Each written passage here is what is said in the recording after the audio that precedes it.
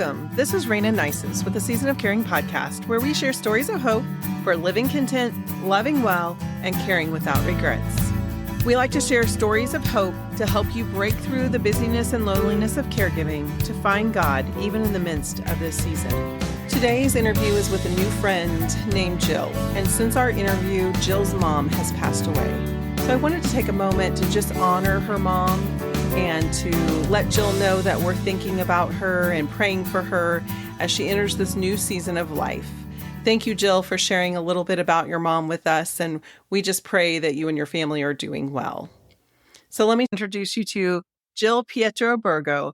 Jill is the adopted daughter of Bonnie Sullivan, who has been diagnosed with dementia. Jill and her husband, Phil, have 3 grown children, Jesse, who is married to Maddie, Grace, who is married to Malachi, and Sam, who is currently crazy about coyote hunting. Jill has spent her career working with people with disabilities from infants to adults. She currently works as an early childhood special education teacher in West Plains, Missouri. Jill and her husband co-founded a nonprofit called Eagle's Wings Ministry. Eagle's Wings provides a short-term rental home for pastors and missionaries to have an affordable place to stay for rest and renewal. Recently, Jill published her first children's book called Sometimes Grandma Calls Me Jean. This book was written for parents to begin to start the conversation about dementia with their young children. The book also includes tips for parents to support children who have loved ones with dementia. Welcome, Jill. I'm so glad to have you here today. Thank you, Raina. Thanks for having me. I'd like to start off and have you introduce your loved one to the audience. So tell us a little bit about your mom and what caregiving looks like for you at this point. My mom is she's about to have a birthday, October 21st, actually, is her birthday, and she's going to be 92. Our caregiving actually really started with my father, and my family lived in St. Louis, Missouri at the time, where my husband's family lives. But my parents are older, and my dad was starting to decline. And we knew we needed to get back closer to my parents. So we kind of had to make that decision. And it wasn't easy. Like, my husband actually was a principal.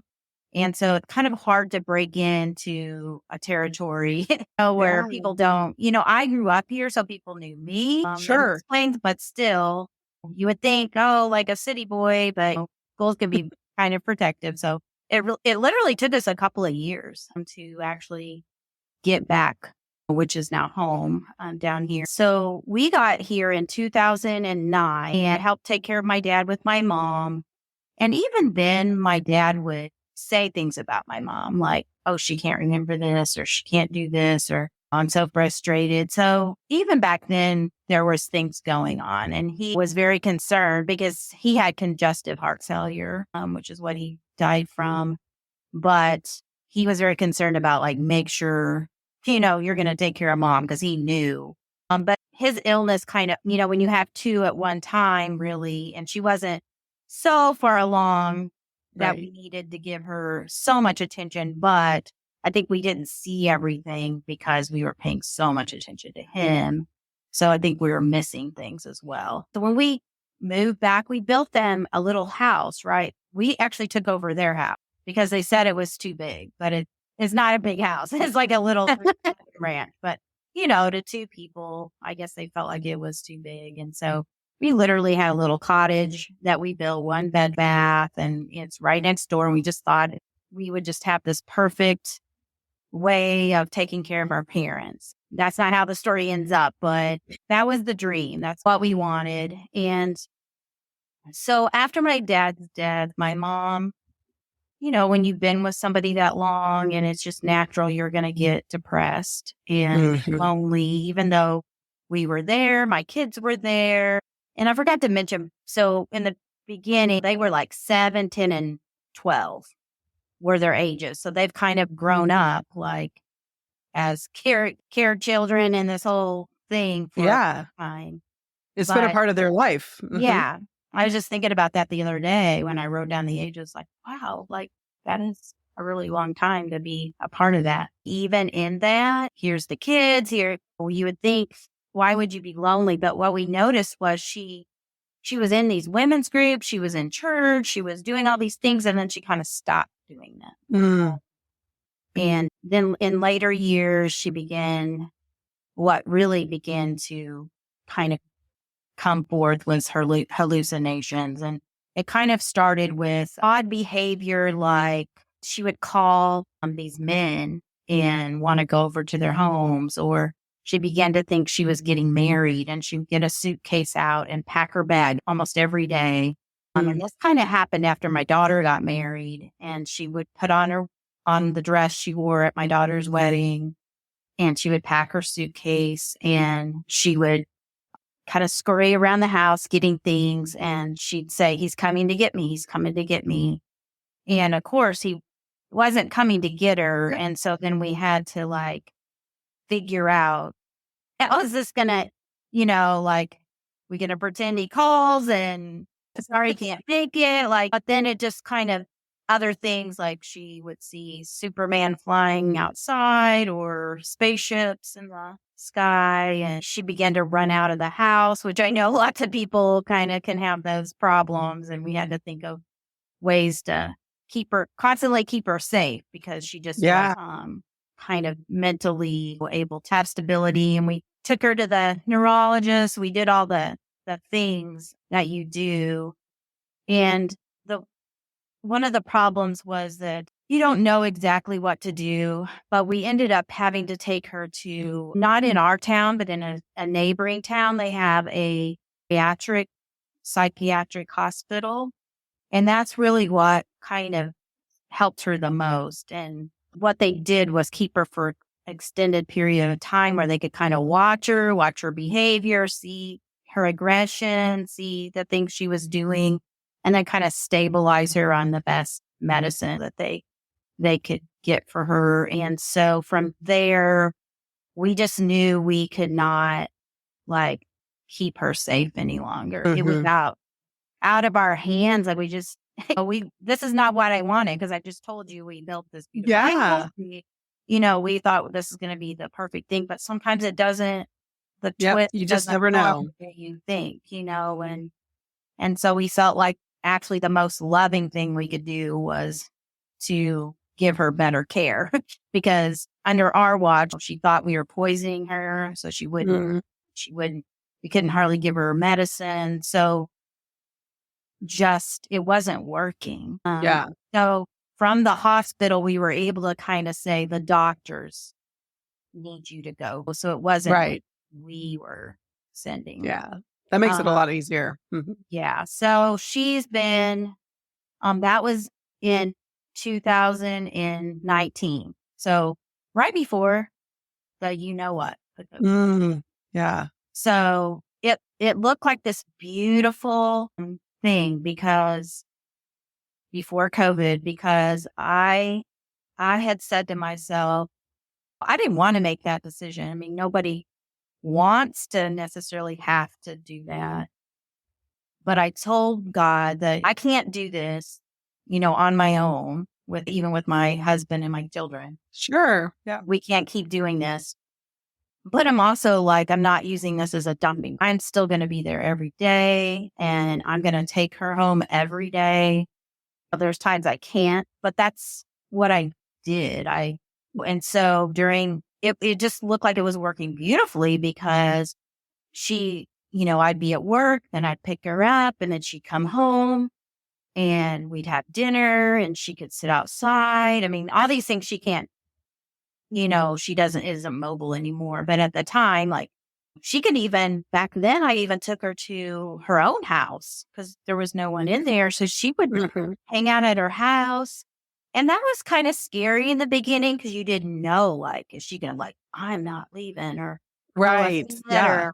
But she never did. And I don't really know why, but I was like, okay, yes, I'll take it. But she never did, because I was like, gosh, I don't want to not bring her. So, but then COVID came, and then it was talking in the window. But you can see that image in my book. That's one of the pictures. And I don't necessarily say it's COVID, but I almost get so sad when I see that picture, because it's so real. I mean, yeah, that experience. And I know your listeners, there's going to be a lot of people who have Went walks through through that. that, Mhm. and there's your person trapped in a room, and they don't understand. Like, I definitely saw her. We see our loved one decline, and we don't know what to do, Right. to Yeah. help with that. But anyways, she's still there, and I share with you, she's still there with COVID today. I Oh, shared with yeah. you that just today, she got a COVID diagnosis, and they're checking her for some pneumonia. So that's where I was this afternoon. So that's kind of our little That's hard. That's story. so many levels to it all. It's such a difficult thing. It just made me think to myself, I think the one thing we need to hear is just because it's hard doesn't mean we're doing it wrong. Yeah. Because sometimes we do feel like that, but it is hard. And so thank you for sharing. I think it's beautiful that you were able to build the house and that they were there for a season. And Yeah. so many times we think, okay, this is it. And it's not forever. It's just, this is it for now. And then there's time for next seasons. Yeah. So do you have a favorite story that you'd like to share about caregiving? Well, it's kind of a sad story in some ways. Well, in a lot of ways. But so I'm now at my season of having lost all my aunts and uncles. And makes me tear up Yeah. to think about it, because I was fortunate to have just a beautiful aunts and uncles. And you have those memories of like 4th of July's and eating the watermelon and making homemade ice cream and, just being the kid. And that's all gone. Like I can't see them anymore. We will one day, they're all Thankfully. saved Christians. And so we will one day see them again. But, um, so my mom's middle sister, Jean, which is why my book is called Sometimes Grandma Calls Me Jean. And Jean is her, because when my mom would get mad at me, she would call me Jean. She'd yell Jean instead of Jill. So I just thought that would be cute to use that. And then and so she didn't get to go to that funeral because she just wasn't able, and it was in Kansas City. And there's just no way that she was going to get to go. Well, then just like a month ago, her oldest sister passed away, and she was like, I want to say 96, if I'm remembering right. And both very sweet, loving sisters. And so I did take my mom to that funeral, and that day she just was very alert and aware, and people were coming up to her and saying, "Oh, hi, Miss Bonnie, how are you?" And she would say their name, and I was just like, wow. and so then at the funeral, how you go by to kind of say you're let see them method. And we were in, let's see, they usually start from the back, but so it was her turning. We went around, and I just kind of was losing it because my aunt was so special to me. And so I was really emotional myself. And so I'm kind of like, okay, we probably better just go on. And my mom like grabs the casket and pulls herself. She's in a wheelchair and just yanks herself up to the casket and starts to reach for her sister. And it's just, I'm starting to cry even more because I'm like, whoa, she understands today, because there's so many moments she's been to a wedding, she's been to other funerals, and she's just like, nothing's there. She's not processing anything. But like that day, God just gifted her with saying goodbye to her sister, and so it was just this precious gift. And that's really why I was crying even more, because I'm like, oh, what mercy, even in the midst of all this other things of this disease, that he would be so kind in that moment to allow her to do that. So it's kind of a hard story, but it's one I Yes. will remember. Yeah. It is hard because there are those really lucid moments. And like, really, I mean, that's amazing how many people she recognized. And like you Yeah. said, she knew what was in there. She knew her sister was there, all of those things. It really is amazing how the brain works. There's so much we don't know. So it's beautiful to be able to share that. And I think it also is that much more encouraging to just know we don't know from day to day what it's going to be like. So, but they're always there. Sometimes they can reach out and communicate it. Sometimes they can't. So it's Right. important to acknowledge that. What would you say is one thing that surprised you most about caregiving? It's been going on, like you said, for a long time for you. Anything in particular? Yeah, I have two different kinds of caregiving because my dad was really with it. So Mhm. Mhm. really, it was more his physical that we were helping with. I mean, his legs got giant with just Mm. the water and weight and all that. And so his was definitely more the physical side of helping him with those kind of things.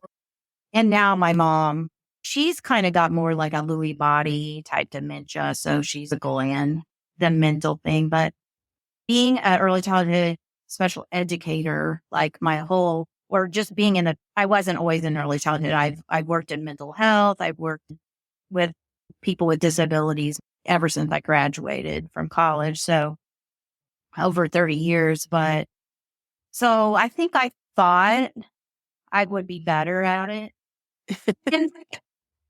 And because I've helped other people Sure. in some caregiving types of ways.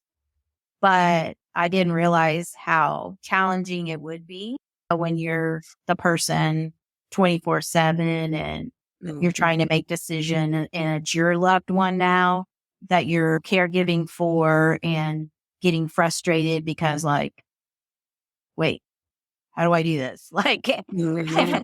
I think I was really surprised at that. But I think the other side of it is I became surprised at how much joy there is.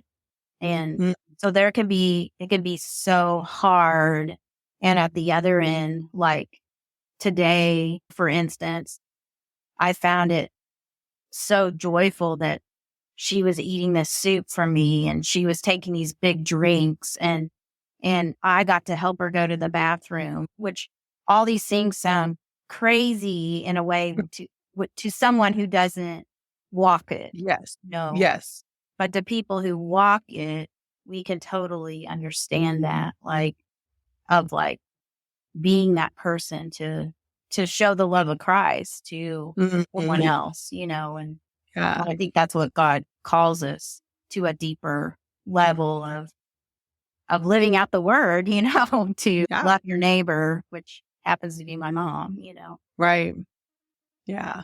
And I think it can be hard to hold both spaces, the joy and the struggle, because it is harder than we think it's going to be. I think it's always harder for us to care for our loved ones. You can care for someone else. And that's part of where I think having caregivers that aren't related are very helpful and very important Yeah. because there are times when the hard stuff's just happening and they can walk in and do it so much easier because it's not emotional for them. I always say they have no history, whether it be good history or bad history, there's no history. There's just today, right now, in this moment. And that's what makes caregiving easier for us as family members if we can learn to just be right here and let go of the past and just be right here in the moment. And I think that's what brings the joy is right there with your mom just now. It was being able to give her the nourishment that she needed and to help her in her needs without any of the other things from the past that could be good or bad. So, Right.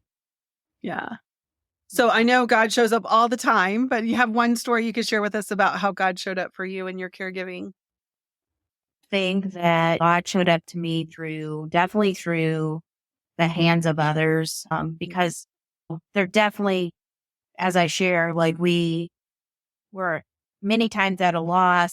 I just wrote for your catalog online that you do, Yeah, the Content Magazine. Mhm. and talk about the weeds, and that's what happens. Things go aside because you can't do it all. And one of the worst points for my mom was also my son's senior year. And I was going to have to miss.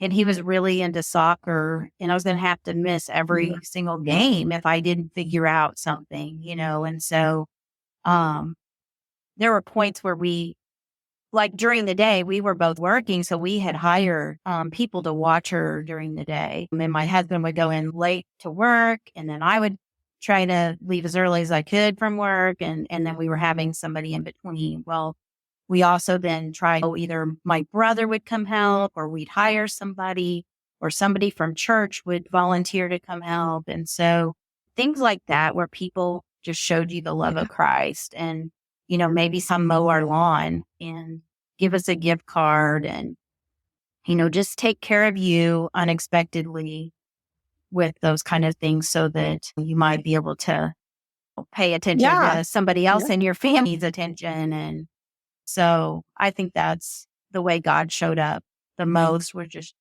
putting it on the other people to. That's beautiful. I love that. Yeah.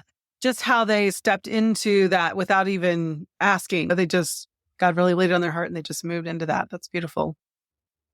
So, Jill, tell us a little bit about your book and then where they would be able to pick that up. So my book is based on, and the illustrator, her name is Heidi Jean, and she's actually from Canada. And so the pictures are true to life of pictures of my mom that she's illustrated. And Heidi was just fabulous. And she would just say, send me this picture, send me one this angle, send me. And then, so the pictures are exactly a picture of that I've sent her. She's that detailed. A picture on the wall is the same picture in the book, and how my mom's face looks. I was just amazed at the last picture in the book where, that dementia kind of stare that people can have and the blank look. She just captured it.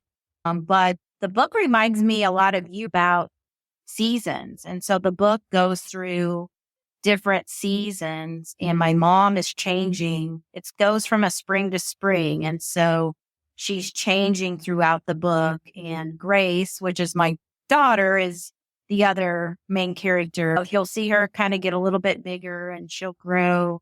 But it's just kind of a little love story of this grandma's changing and dementia's taking its toll. But the little girl continues to show her grandma love in simple ways. Like, I think that's what I love about it the most, is like, it's not complicated. It's my tissue, reading a book with grandma, or, looking at a photo album. It's just these simple ways that we can show love, holding a hand, or those kind of things. And then the whole back of the is ways that parents can support a child, because we can forget that you're on the journey. They're watching us, and one day we're going to be old. So we want to make sure we definitely teach them, we have to children, we teach them how to read, how to write, how to do all these other things, but we also have to teach them how to love older individuals, and how to honor, them, and how to respect them, and what do we do when they're sick or there's things going on. And so I think teaching is not just with your words. I think more of it is what we don't say. More of it is our modeling, or the look on our face. So, do we look like we're frustrated all the time? Or, are we showing joy? Are we showing ways of, because that teaches our children just so. The whole back of the book is just ways that parents need to help support their child on the journey, and how they can help them build empathy and encourage them. And then there's one of my favorite parts is because my husband and I love true story movies. And so at the end of true story movies are always like the pictures of the real people. Real people, yeah. Like, I love that part, because I'm like, oh my gosh, there they are, and so that's what my book is like too. So you see my mom with real pictures with my kids, and different like pictures in the story. The illustrations are also pictures in the back of the book. And so kids can look at that and try to find which was. And So I just love that part too.